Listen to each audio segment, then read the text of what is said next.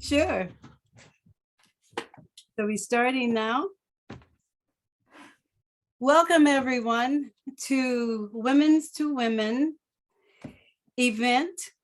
And I am going to introduce, we have Frank Crosby here from the communications department, and he's going to say some words very quickly for us before we actually introduce our guest speaker. Frank?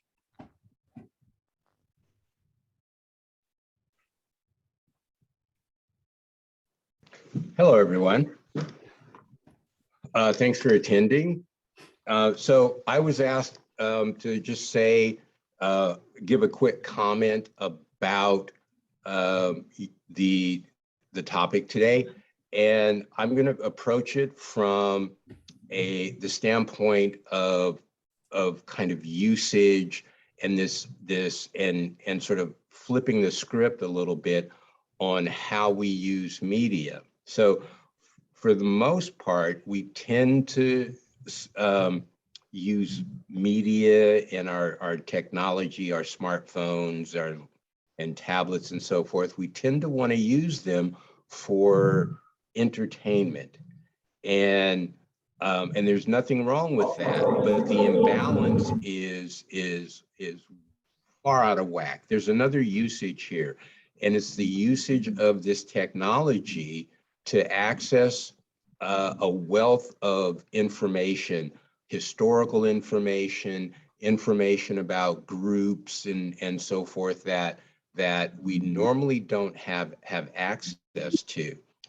And I just want to encourage everyone that one of the ways to think about this wonderful presentation and information you're about to receive as a new way to use information and to use your technology that you use for entertainment and for gaming. And this is a wonderful experience to hear about an important part of our history, what the Panther Party was trying to do, and hear about it from some of the women that were involved, that lived this. And so I just want to encourage everyone to use this not as a beginning and an ending, but as a pathway to really think about using your media in a new way, in a way to get information, in a way to get educated, to educate yourself about important aspects of who we are as a people that we don't usually get through traditional methods, through traditional education, through traditional use of media. So Angela, thank you.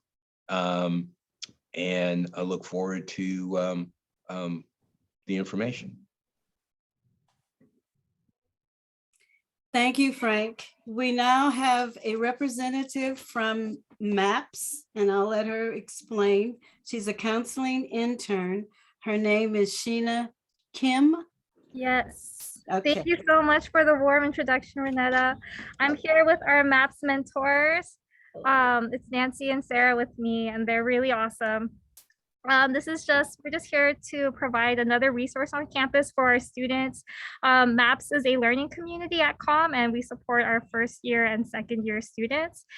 We provide students with peer mentors, counselors, and resources, and just a team of dedicated student mentors like our wonderful ones right here, and counselors to support you in your transition into college, as well as creating like academic plans and major prep, all that good stuff.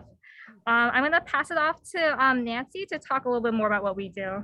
Hi, everyone. My name is Nancy Motunga, and I am also a fellow mentor. I check in with students and make sure they're doing good academically and personally. And I'm more of like a friend to them. So, yeah. Perfect. Hi, everyone. I'm Sarah. I'm also a mentor. I do check-ins with my mentees similar to what Nancy said. And additionally, I was a mentee myself during my first year at COM, and it was a really helpful program for me. I got to meet a lot of my friends that I still have now. We were very connected to counselors and stuff, so it was really easy to like answer those questions that we had, to create student ed plans and our class schedules when right now the schedule is coming out soon for next semester. So it's a really good resource to have. Do you want to talk about the room? Oh yeah, we also have a maps room. It's PV2, so there's snacks in there. It's like a really nice environment. So come through. Yeah. PV2. Yeah, it's basically your own space to hang out or do homework. You'll just have the support that you need in there. Yeah, all fun. Yeah, and so if you would like to join MAPS or just be a part of the community as a mentee or a mentor, I will just type in the chat our website and an application link so you can be a part of our learning community. And I'll pass it back to Renetta. Thank you so much for letting us be here today. Oh, no, thank you for being here. All right. Hi, Renetta. I'm going to say a couple of words about Woman to Woman. So I'm sorry I got here a little late, computer problems, but welcome everybody to our Women's History Month celebration with historian and filmmaker Angela LeBlanc-Ernest. As you know, it's sponsored by Umoja's Women to Women MAPS and also the Communication Department. My name is Bonnie Bornstein. I'm a member of Umoja, Women to Women, and the Communication Department. And I just want to invite all the women, both students and staff, to come join Woman to Woman. We will have our next meeting announced at the end of this session. We get together to build community, chop it up, eat, laugh, cry, do all those wonderful things. And I don't want to take any more time. So again, welcome and happy Women's History Month. All right. Well, everyone, welcome again. And I'm Renetta Early, and I'm one of the Umoja team members as well as co-founder of our Women's to Women. And it's my pleasure to introduce our guest speaker to you, Angela Darlean LeBlanc-Ernest. Angela is an educator, media content creator, author, researcher, and community archivist with a focus on 20th century social movement, history, gender, and education. Angela has a strong background in oral history collection, public history presentations, and experience in digital editing and production. In addition to her work on collection, Angela is a passionate advocate for social justice, public history, and diversity. Angela is a graduate of Harvard University with a bachelor's in African American Studies, a graduate from Stanford University with a master's in American History, and Angela was the founding director of the Stanford-based Black Panther Research Project. Angela was the first scholar to work in the Black Panther Party archives at Stanford and the first scholar to create a community archive of the Black Panther Party's Oakland Community School. Angela is also a co-founder of the Intersectional Black Panther Party History Project, honoring the lives, experiences, and contribution of women in the Black Panther Party. Currently, Angela is the director of the Oakland Community School Project, and she is directing and producing documentaries about the Black Panther Party's Oakland Community School, one of their longest lasting survival programs.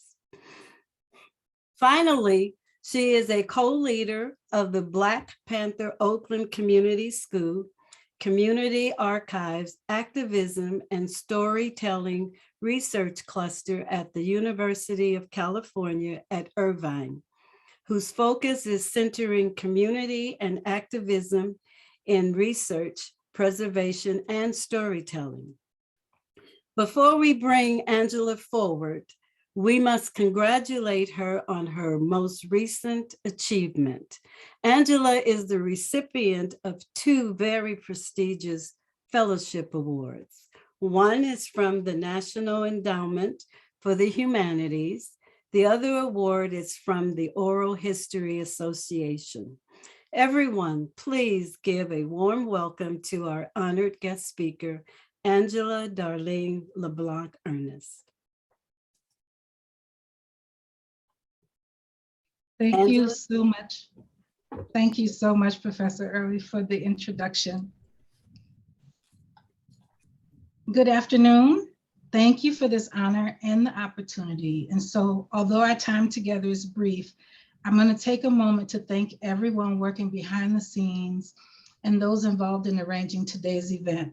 I'll start with Walter Turner, a friend who thought of me, and because he thought of me, I'm here. I want to thank the Woman to Woman team that welcomed me with open arms, and also thank you to the co-sponsors and everyone attending. Thank you, Professor Early, again for the introduction. For many years, I actually felt awkward being introduced formally because I never was comfortable with people focusing on me. And I think that started when I was growing up in New Orleans, Louisiana. I was supposed to be, I was told, seen and not heard. I wasn't supposed to ask why. I was supposed to simply do as I was told. So from the outset of my talk today, I want to share a lesson that Erica Huggins, educator, human rights advocate, and former BPP member, taught me that changed the way I think about introductions, and most notably myself. She taught me to remember to separate who I am from what I do.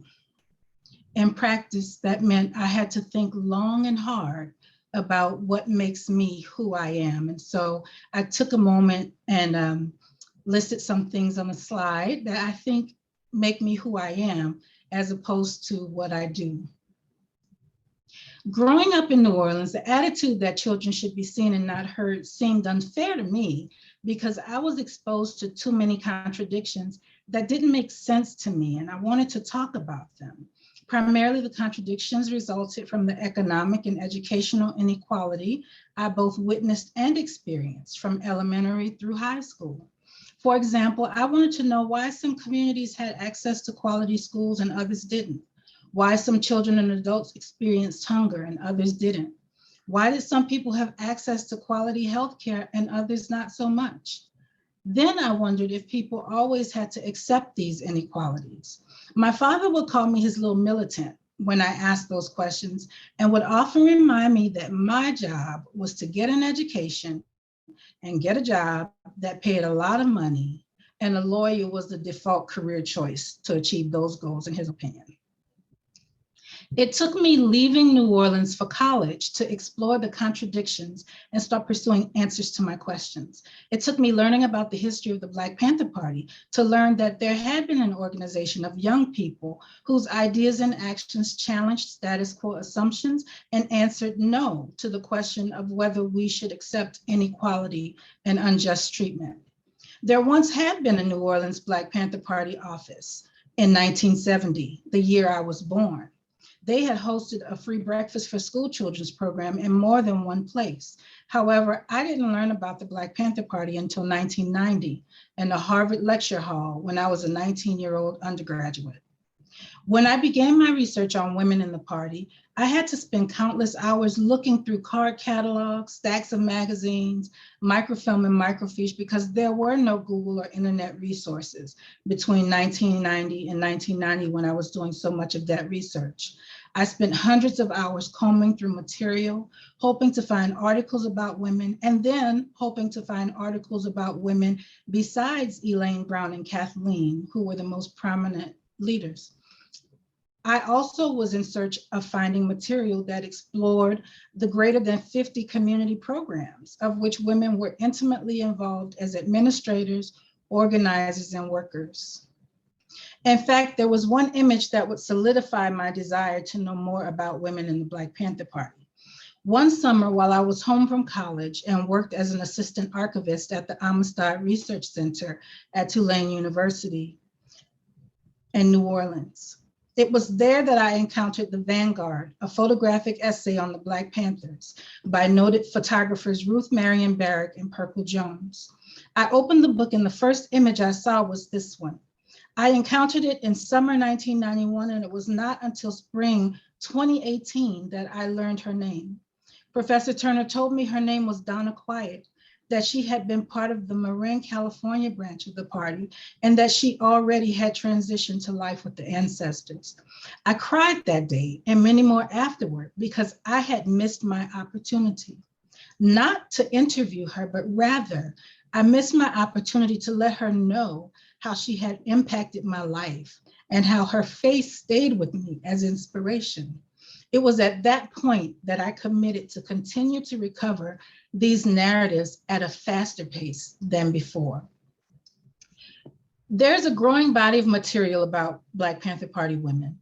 Here are a few covers of books that have been published that either are by or about women in the party, or that include a significant amount of information about women in the party. This is not an exhaustive list, but rather a list that is fairly comprehensive and gets you started. I encourage you to continue the search, not forgetting to look in indices and footnotes. Women also are beginning to deposit their papers in libraries across the country. We must continue to look in the non-traditional places to find Black Panther Party women and their work. In the early 1990s, I looked in magazines, books, journals, and newspapers, including the Black Panther newspaper, which spanned 1967 to 1980. I was a student and I was thinking about what they did and did not understand that who they were mattered just as much, if not more. In reality, the way I found most of the women was by building a relationship of trust with party women who figuratively and literally opened their lives and homes to me, even when I was just a student. These women had established relationships with each other. Many felt like sisters and family. They had bonded because of their work, and for some, it was how they continued to connect with each other. Some women were still processing their experiences and figuring out the next stages of their lives. I was privileged to be allowed into their worlds, some even as they were processing their own experiences. The title slide has a number of books and articles on them. Those are some of the publications that were outgrowths of my own academic research since college. BPP members were poets, musicians, journalists, educators, organizers, bartenders, cooks, medics, students, and even high school and college dropouts. They were ordinary community folk making a difference. Some skills they had before joining the party, and some they learned and sharpened while they were party members. But don't just look at where they were while party members, look at where they are now. Learn the journeys they traveled after leaving the party. For example, Ayanna Ade, formerly Gwen Johnson, was a Texas Southern University student who moved to the Oakland chapter and worked in the Oakland Community School. After she left the party in the late 1970s, she enrolled at Columbia University to continue her education and raise her children. She still was a midwife at the time of her passing, and she was constantly involved in community organizing. It's through that lens that we see Black Panther Party members as whole beings, a sum of their experiences, not just a snapshot in history covering however long they were party members. Black Panther Party women were intellectual and administrative leaders, and at one point represented greater than half of the party membership. They were a solid foundation of the greater than 50 community programs. They were authors and public speakers. They were teachers and newspaper editors. They were deeply embedded in the daily functions of the organization. Nevertheless, in retrospect, many women grapple with the fact that there were times as party members when they should have taken better care of themselves. As a party member, there often was no pay. They had no savings. They had no 401k, stocks, retirement benefits. In fact, they thought they might die any day because of vicious and violent law enforcement attacks that were not just for the men. There also were internal policies that put people in physical danger and resulted in emotional and physical harm. Some party members never rebounded from that, while others have managed to move forward. Many use those skills they learned in the party and have applied them to their lives, while others have decided not to revisit or dwell on that time. They simply have moved on. Where can you find Black Panther Party women? In communities across the nation and internationally. Using the example of the All Power to the People exhibit, images of Black Panther Party women were in the exhibit. Artwork by Asali Dixon, a Black Panther Party newspaper graphic artist, was there, and so were the women themselves, greeting and engaging exhibit visitors. Campbell is still a community worker, providing meals for children.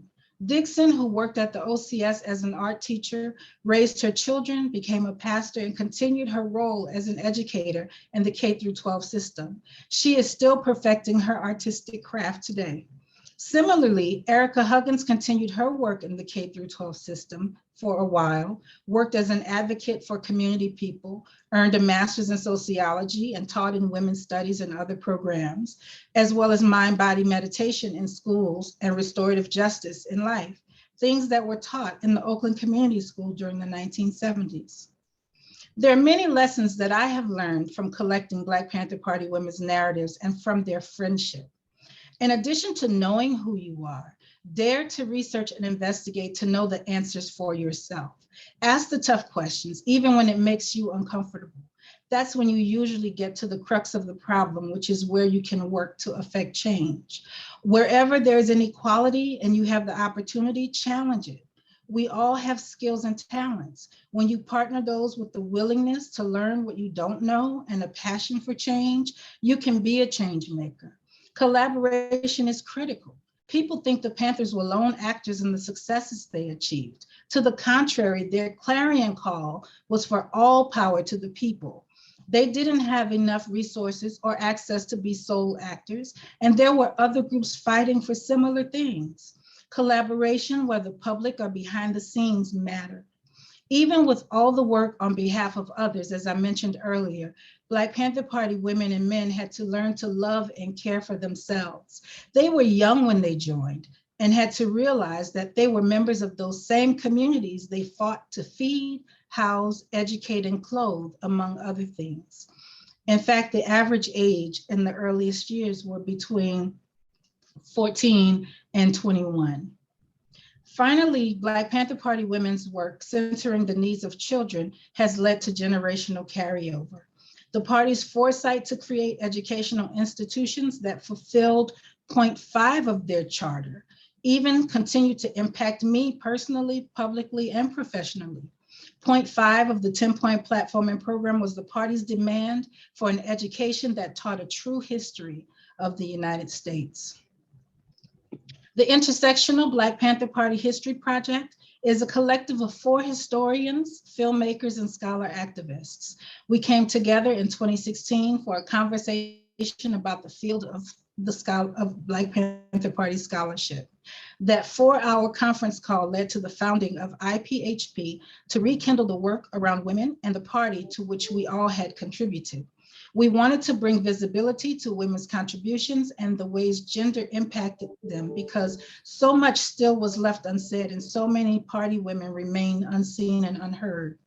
The phrase love liberation is not a phrase from Black Panther Party women, but rather a phrase adopted by our collective that, for me, encapsulates the questions I had growing up and the thing that has kept my eyes on the prize, to use the words of Civil Rights Movement song.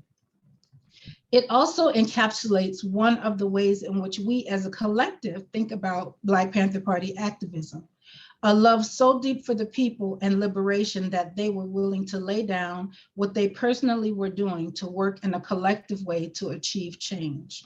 Therefore, we banded together to create online, digital, audiovisual, and print projects.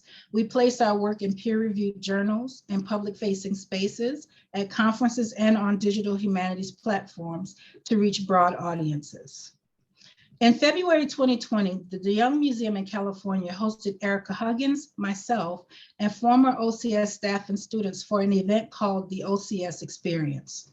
Only weeks later, the country shut down, and I thought this would bring my documentary filming and archive building to a halt. However, with some creativity and a big push from my eldest daughter, I retooled to transition my material to a digital format. In addition to lecturing in a number of college courses, conducting seminars with educators of various grades, presenting in museum programs, and continuing to help students of all levels with research projects, I began to focus on the OCS aspect of my research. While I was at Stanford during the 1990s, I had founded and directed a 5-year-long research project under the umbrella of the King Research Institute. What I didn't realize is that the pandemic, in collaboration with a former grad student cohort member, Judy Chusun Wu, would lead to the development of another collective research project at UC Irvine, focused on Oakland Community School and on training students in oral history, research, and digital humanities, all the while helping me grow the OCS project into a virtual project. Among other programming, we created a 10-week paid internship for UC Irvine undergraduate and graduate students and year-long internship opportunities for academic credit through the UC Irvine Humanities Center. On the slide, you can see a select list of projects with which I was or continue to be involved. My work with the West Oakland Mural Project as a history consultant and co-author, and my most recent work with Erica Huggins and Stephen Shanes on the Comrade Sisters Women of the Black Panther Party photo journal book were both extremely exciting because I felt my work had come full circle. It had been exactly 30 years since my journey began with the Black Panther Party and women, and I was finally in the place where I could help bring visibility to party women and their voices. I've been describing my interest and passion in a number of projects that I've managed to create, continue, or complete along the way. However, I've encountered challenges as well. The first was as a child, and I refer to it as community conflict. I was a bookworm, a nerd growing up, and I had to find my place in my comfort zone with the reality that I would receive support from some for excelling academically and be seen as different and therefore an easy target for bullying by others. This meant emotional abuse and physical fights from and with children in the neighborhood. From an early age, I never quite fit. When I was growing up, I experienced both a collective living ethos when in my mother's various economically impoverished neighborhoods, families had to share food and other items, borrow or work share. I also periodically experienced an individualistic lifestyle when I lived with my father. Once I entered college and started my research, I had to confront my own upbringing and biases and figure out how to understand the Black Panther Party and the women on their own terms. And these things sometimes clashed, but party women were straightforward and gracious with their analysis and corrections. Research requires money. One of the advantages of attending Harvard and Stanford was that there were fellowships and grants I could apply for to support my research on party women. My research advisors and instructors helped me apply for funds that I then used for summer housing, photocopies, travel, and recording equipment for taping interviews. Once I left graduate school, I had to fund everything out of my own pocket. I would work part-time jobs and use our family money to support that work and travel. As a first-generation college student, one of whose parents had a 10th grade education and the other who completed his high school degree after signing up for the Army, I had to figure out how to help my non-attorney new academic life make sense to them. They supported me, but still never quite understood the end goal because it was a foreign concept and no one in my family had ever charted that course. When I was in graduate school at Stanford, I learned I had epilepsy after my first grand mal seizure on a plane. I had to slow down and start a medication that the doctor told me increased the risks of having a miscarriage the older I became. I made the decision to start a family sooner rather than later. I married, started a family, and faced all the challenges of continuing to research. I did have a miscarriage after my second child and had to work my way through that emotional trauma. As recently as 2018, I had a life-threatening MRSA infection that resulted in 6 months recovery time. During that time, I had my family and my renewed mission to complete my research to sustain me. I ended up leaving academia formally and becoming an independent scholar in the early 2000s.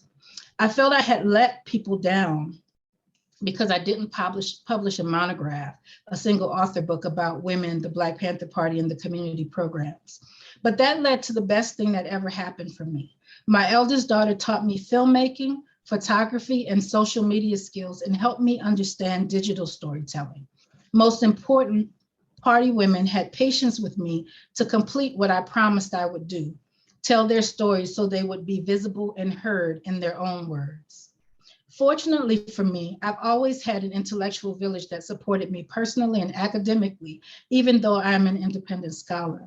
They've invited me to lecture in their courses, they've assigned my work, they've co-authored articles and co-founded research collectives with me. They've given me advice. They've allowed me to sleep on their sofas and house sit while I was on research trips at conferences and filming for the documentary.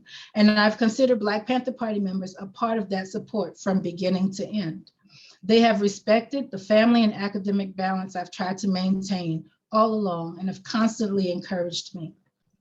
In the end, I had to learn a process to begin managing all of those things. In 30 plus years, I've managed to understand that just as life is a journey, so is my academic work. What has sustained me is the passion, the collective work, living in pursuit of and documenting the various ways in which love liberation applies to both my personal and professional life, and in the lives and practices of all Black Panther Party members, not just the women, because we are all the sum of our experiences. I'm excited to announce that Comrade Sisters, the Stephen Shames and Erica Huggins book, will be released September 5th, 2022, and a book tour and traveling exhibit is expected to begin soon thereafter in October. Also during October, IPHP will co-host an event at the University of Chicago to commemorate the release of the book. Additionally, I'm most excited about this summer's second annual 10-week fellowship, the podcast, and the OCS Digital Yearbook Project.